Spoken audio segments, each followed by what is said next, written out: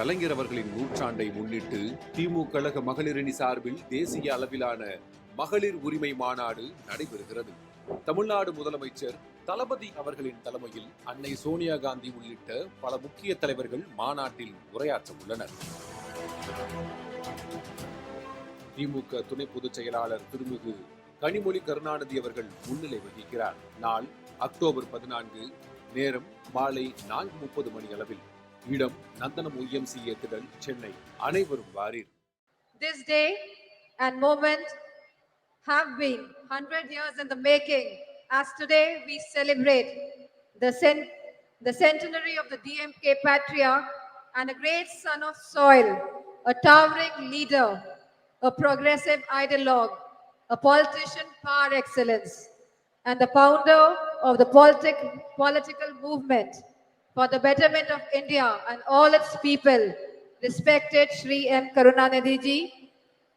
He was popular as Kalanyar and Muttamind Aranyar.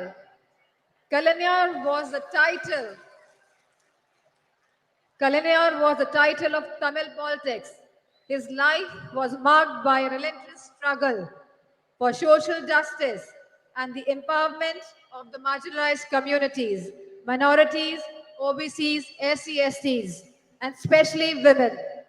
His political journey was an unending quest to eradicate social inequalities.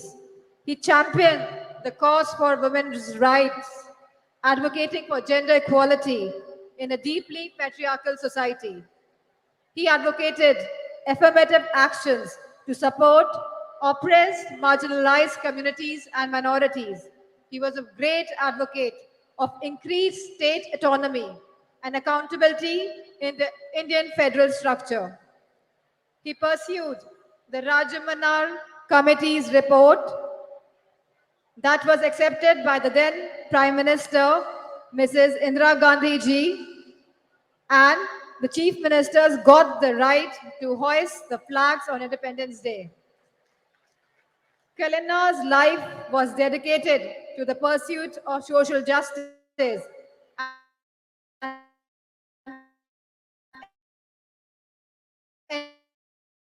endeavor. His vision was rooted in the principles of equality, fairness, and inclusivity. He believed that society could only prosper when every citizen, regardless of their background, was given equal opportunities to thrive. Under his leadership, the DMK pioneered several progressive policies that aimed to uplift the marginalized and oppressed sections of society. His government increased the reservation for backward classes from 25 to 31% and from 16 to 18% for SC/STs, established the first ministry for the welfare of the backward class. As a member of parliament and a woman, I am deeply honored to address you all on this special occasion, and I want to focus on the three fundamental aspects of the vision for India: an unyielding commitment to social justice, tireless effort to protect the dignity of each individual, and untiring advocacy for women's rights. Samajwadi Party remains committed to these ideals as we cherish and uphold an unwavering commitment to protecting the respect and dignity of every individual. In a diverse India, the protection of regional, social, cultural, and linguistic identities is of paramount importance, as it is integral to the identity and pride of each and every individual. Leadership in this regard is not about exclusion, but rather about pluralism and diversity. Celebrating the unique cultural tapestry that is India. Now I turn my attention to the third crucial aspect of our vision, a deep sense of commitment to women's rights. We all must be a true feminist today, advocating for gender equality, women's education and upliftment, policies that have always been advocated and implemented by the Samajwadi Party in Uttar Pradesh, found home and expression in Tamil Nadu under Kalainar. He raised girls' marriageable age, provided women one-third reservations in the government jobs,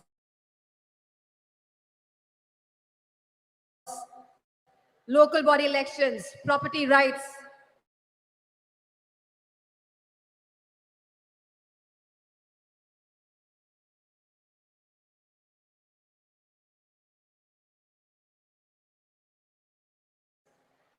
we must recognize that women's economic empowerment is not only a matter of individual dignity, but also a path towards overall societal and economic progress. This is in strict conformance to what successive Samajwadi Party governments have delivered for women in Uttar Pradesh under the chief ministership of Honorable Netaji and Shri Akhilesh Yadav ji. For us, women right is not a manner of speech, but a matter of faith and action.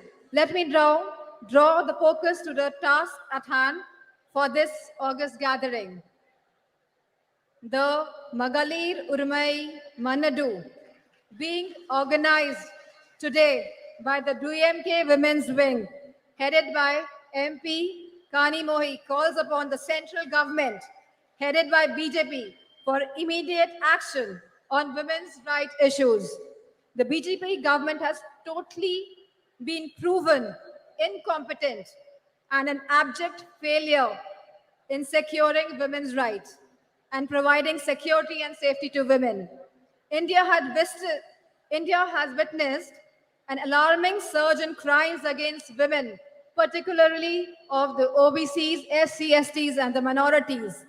This dire situation reflects poorly on the government's ability to ensure the safety and the security of women, especially from the OBCs, SC/STs, and minorities, who bear the brunt of this crisis. Manipur is a living example today for us. What has been seen in Manipur is really shattering the very idea of India.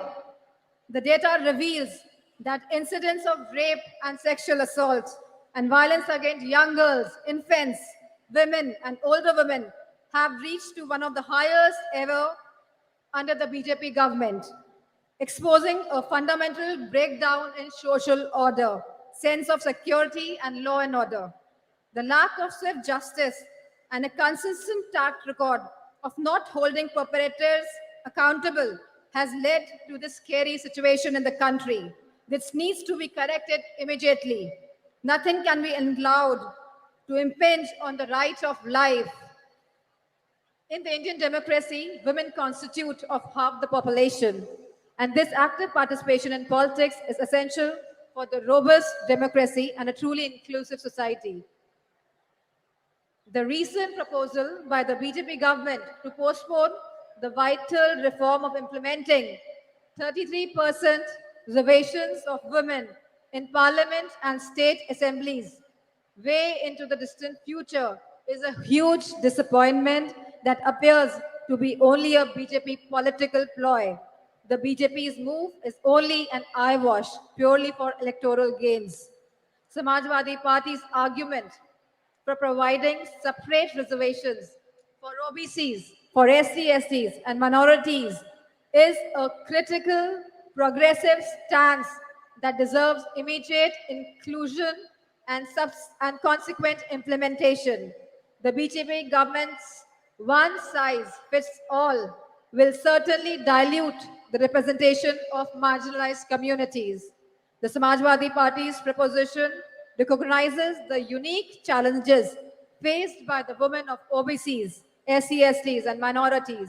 By providing separate reservation, it ensures that these historically disadvantaged groups have a more equitable chance at political participation.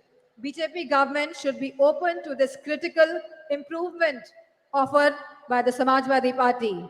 It is essential to recognize that diversity in representation is key to vibrant and dynamic democracy. The Samajwadi Party's argument rightly underscores this crucial point. As has co- Samajwadi Party has consistently advocated for women's safety and their rights. We recognize the importance of safe environment for women as a catalyst for the societal change and economic growth.